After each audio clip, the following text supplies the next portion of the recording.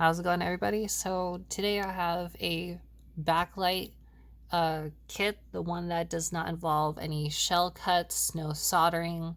It's the easiest drop-in method. This one comes from Handheld Legend, kind of cut off there on the side.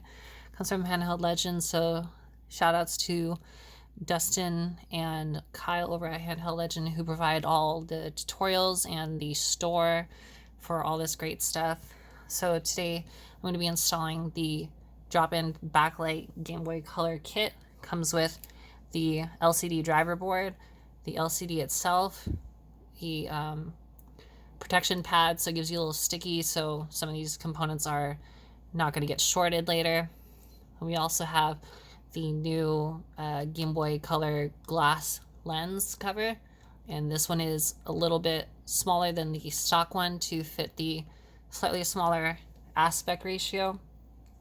Also comes with the two pieces right here, where it has the little spacers to fit the LCD in properly so it doesn't move.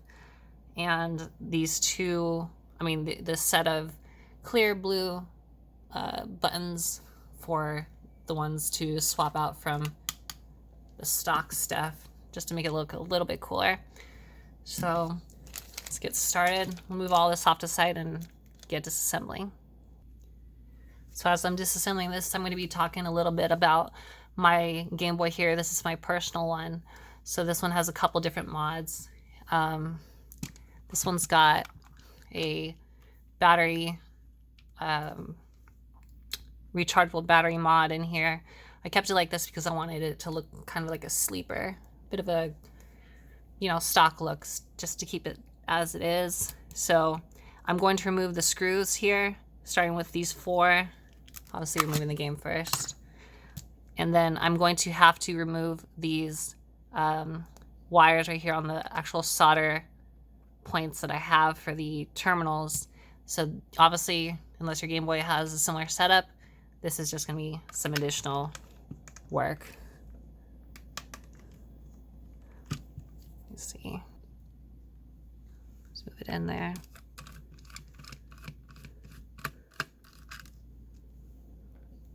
So it's a good idea to keep all your screws in one spot.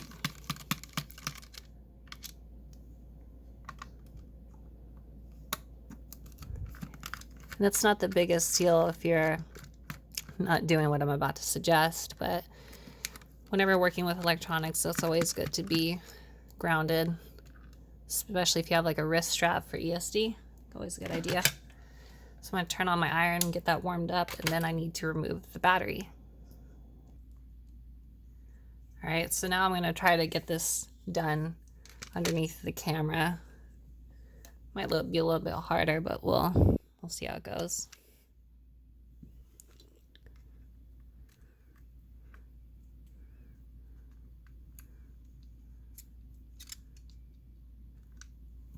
Oh, that didn't work out so well.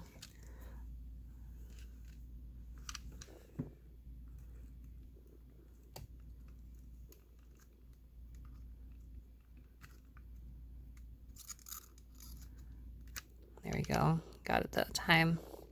This is usually easier to put in than it is to take off because of the space I have to work with, and especially being underneath the camera. But it's not a big deal if it burns a little bit right there. So then this pops up, this comes out just like that. So now we got two more screws.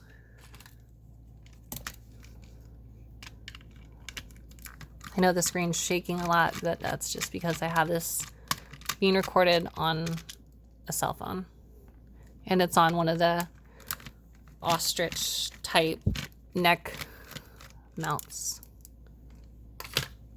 So this has an overclock mod and a sound amp mod as well, but it's rear mounted. So you can see it like that.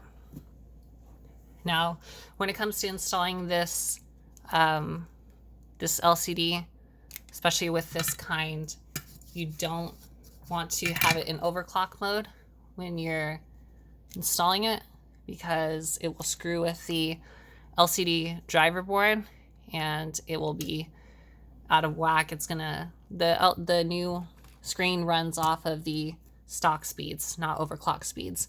So when you're running this, you don't want to power it on with the overclock. And because I'm not going to be using the overclock anymore, I'm going to actually remove it real quick.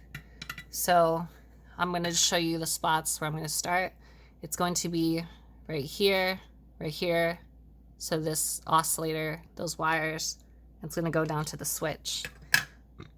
Right out where the switch is, I'm going to just desolder those wires. I'm going to leave the switch for the meantime, but I'm going to at least take off these. So I'll be using my tweezers to make this a little easier. Have a good day, so.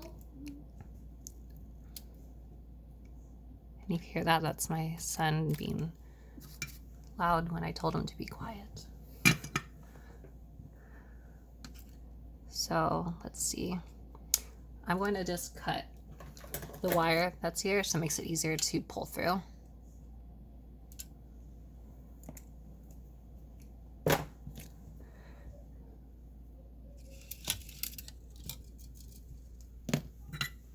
And then now, just taking apart this.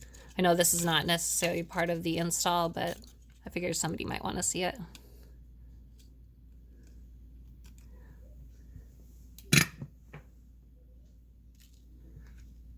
So now we can ignore this piece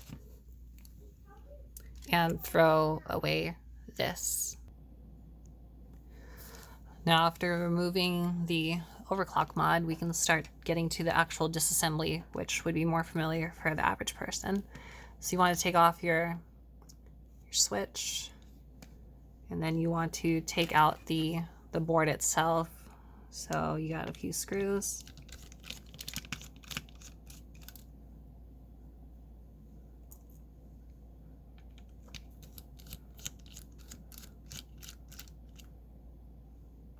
And then because I've recapped this and I used these kind of capacitors, I need to actually kind of push this cap over to get to that.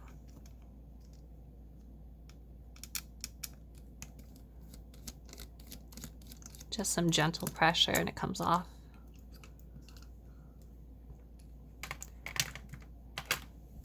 And then now that the board is loosened, you want to remove the top ribbon cable. It has these two black tabs. You can just gently, you can use, it's probably better with your fingernail. I usually use my fingernail, but that, and then you can just gently rock it out. Sometimes those tabs go back down. And then the board comes off.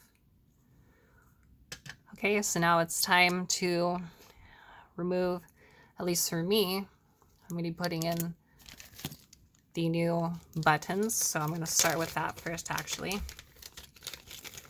All my buttons and my spacers out here.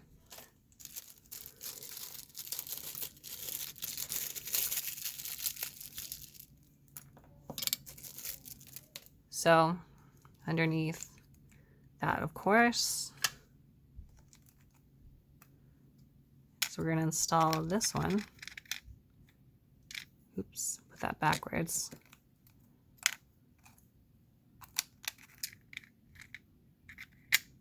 There we go. My hands are a little bit shaky today. So bear in mind, my hands will be a bit moving around. And then we want to get these buttons out. And let's see here. That one does not go that way. Once it looks a little bit broken, might have to tell them about that. Oh, it goes the other way.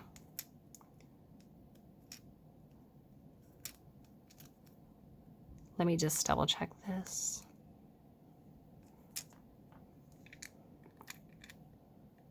It's not going in correctly at all. Hold on 1 second. All right, so it looks like this button actually has a misprint. And so I'm going to show you that real quick in the screen. You can see that if you hold them a little bit, let me move that up more.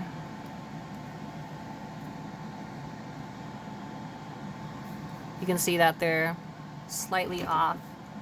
And so on the actual button, it interferes right here. And so I actually need to I would have to snip that. So for the time being, I'm not going to use the new buttons, just because I don't want to run into any issues. Let me see about the other button though.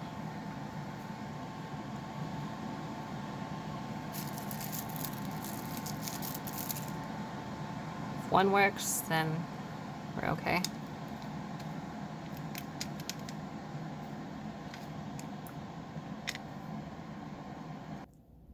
All right, so neither of these two buttons work, of the action buttons, so I guess we'll just stick with this. Hopefully when we get to that part, that works as well. So I'll leave that out for now. Next thing we need to do is we need to remove the screen. We also need to remove the lens itself. So generally you just want to kind of twist it like this and it comes off very gently, and it does. Might have to do it a couple times because it does have that glue.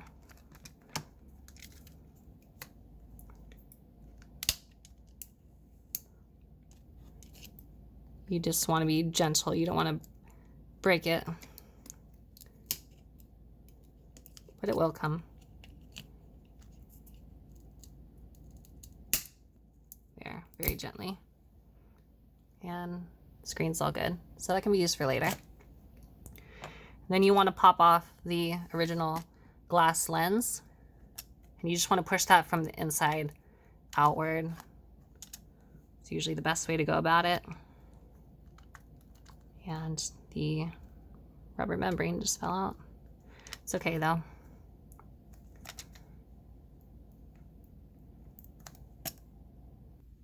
So you just want to kind of push on it one of the corners. Eventually it'll give and you'll see. So just push it out gently. Try not to leave too much residue, but that looks pretty flush actually. Still clean. So first order of business is we're going to install the new lens. Well, you know what? We can stick with my original plan, which is moving all this to the side. And then we can prep the screen. So the screen is going to be going into that one. And then this ribbon is going to be going into the Game Boy. So with this clip right here, you kind of want to be careful because once you snap it, generally it doesn't go back on. So you want to gently lift the tab with your fingernail, very gently. And then you want to push this ribbon into here.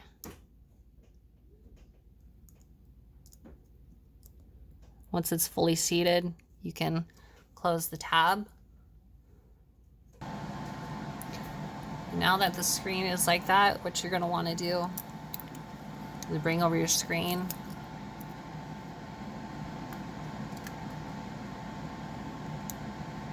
And you're going to want to take off first the front protective cover, but actually, can't forget, you want to put in the spacers that go here, and you want to put on the right one first, removing the front. And you want to do this gently because you do not want it to snap. You also don't want to scratch it.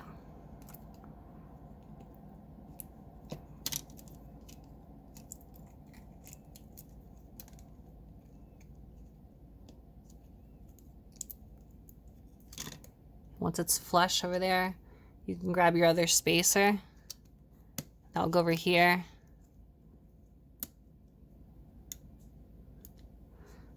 Sticking just a little bit.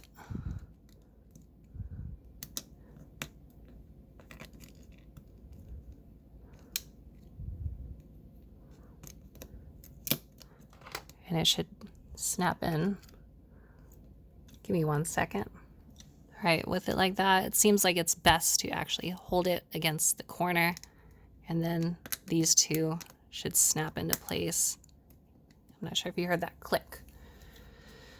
So now with all this, it has been taped off here and here, so you can tell that there is all these circuits right here will not get shorted out. And you want to fold this up, but you also have another piece. And it's okay that it's doing that at the moment.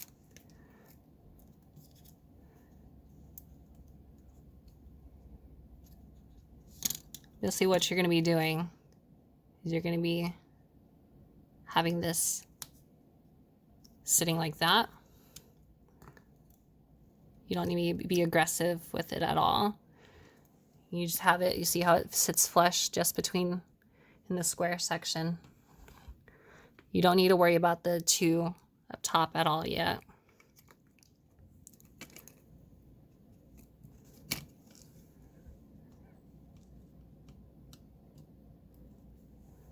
Let me just organize this. So I had to go back and redo the portion where I added the foam because the foam did not allow enough clearance. So I'm going to start over back again where we were at, getting that piece in there, getting the spacer,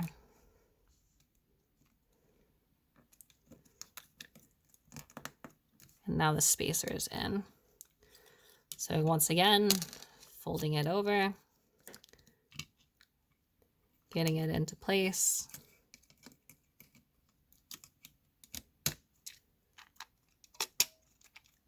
And it should snap in nicely like that. You just make sure that the top is fine. Now with the top okay, we can start adding a few screws.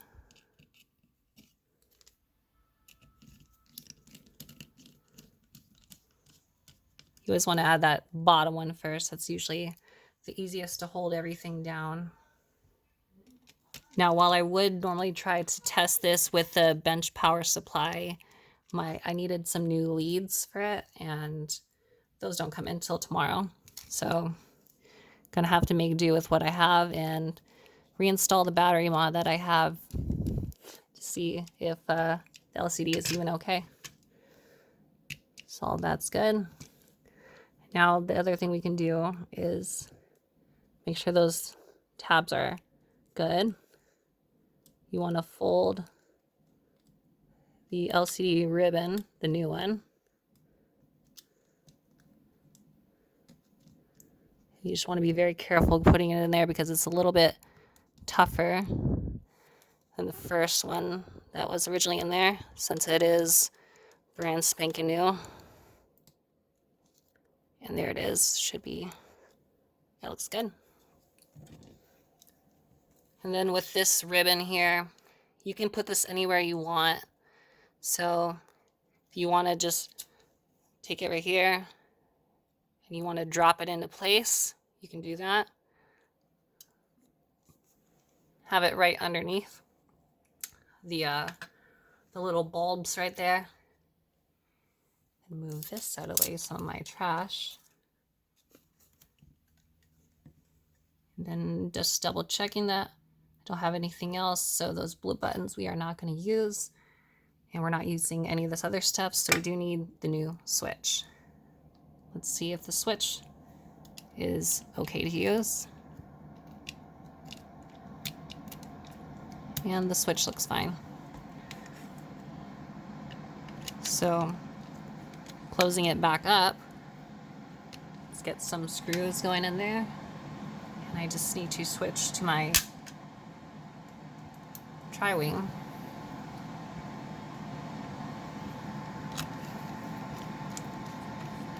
Now, of course, again, you generally want to be able to power this when it's all open, not fully assembled, but sometimes you have to. So that's what we're doing.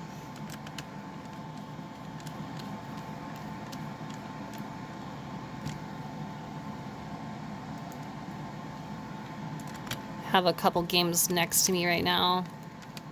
I have my El Cheapo SD from Ben, and then I also have Pokemon trading card game. So just for consistency and knowing that the colors look the way they do on the Pokemon game, I think that's what I'll opt for.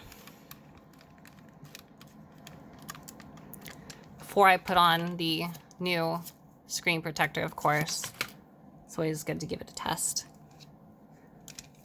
So I'm gonna try to do this while being on camera again, give it another shot. It's just a bit difficult to get it in camera, so try this again.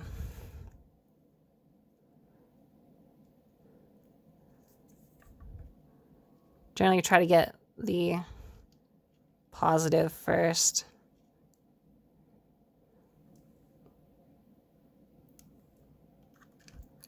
Just because it's a little bit easier to get.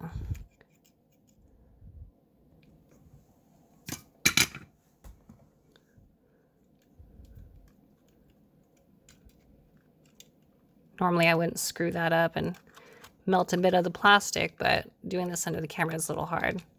But it's okay because it is my personal Game Boy.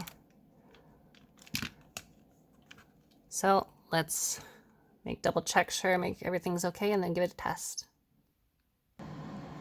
Now after checking, it looks like also that the power switch didn't fully clear as I was buttoning it up, and when I was looking around it didn't go all the way, but closer examination, I just overlooked that.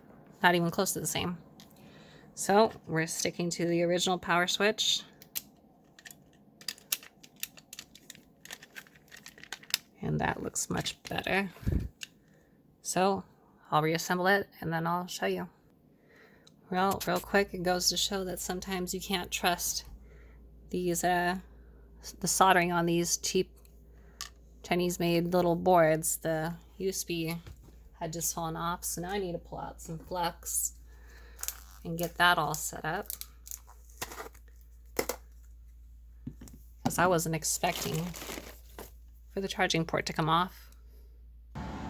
So I'm gonna have to clear off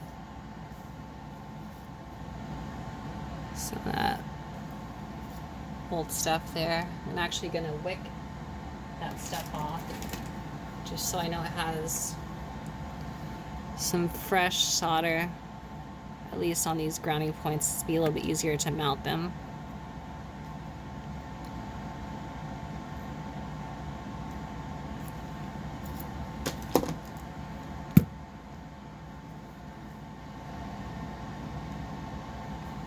And since it's already been fluxed up, I'm just gonna grab actually a little bit of solder. It's gonna be a little bit hard to see on camera because my iron is literally right below. Just turn it around here.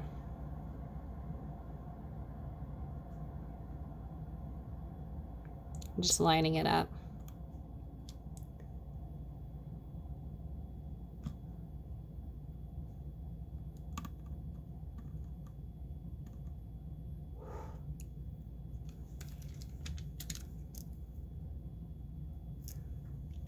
And I'm doing it this way because it doesn't necessarily matter too much about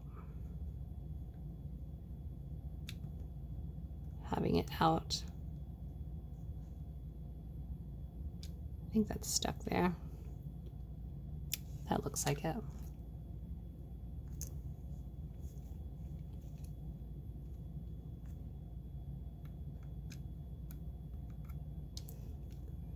And that looks like it's good. All right. Remember, there's still some flux on the inner part right there, so just tinning up my iron.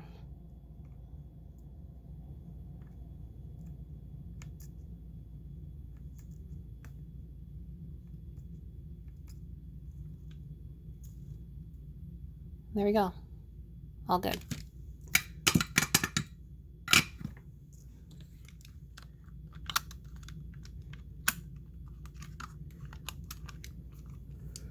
All right, let's see what happens. It looks great. So let's see what it looks like with the game.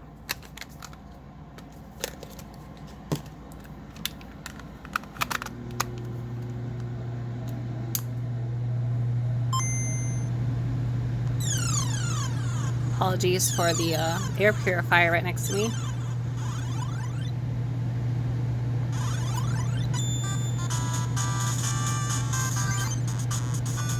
Looks really good. Yeah, I didn't do much in this game. It's just kind of a test. So now that we know it works, we can set our game aside. We can grab that new glass lens.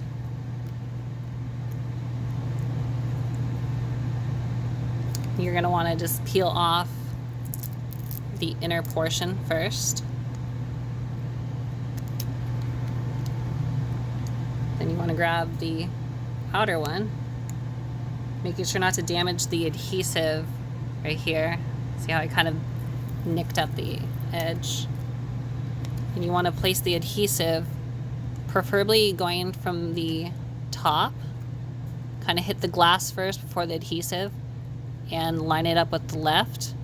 You can see I'm holding it just ever so slightly up. You get it like that. You push very gently on the outside. And you just kind of line it like that. And then of course some peel porn. Oh, perfect. So let's try it one more time with a new glass screen and some Pokemon.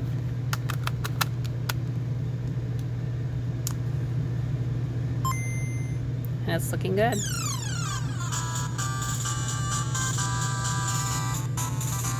So I know I kind of went on a tangent here, but it turned out well. Made my few mistakes just because I was kind of rushing it. A little bit of interruptions during the recording, but it turned out great.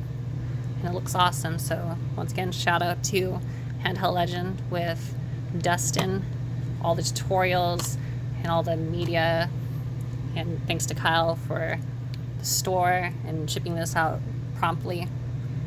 Hopefully this did help you. It's kind of a little less formal and more informal, kind of like a hanging out tutorial, but I hope it helped. And if you ever have any issues like I did with these buttons, be sure to contact them, and they are always happy to help to fix such issues. Anyways, thank you for watching, and I'm gonna go play some BACKLIT Game Boy Color.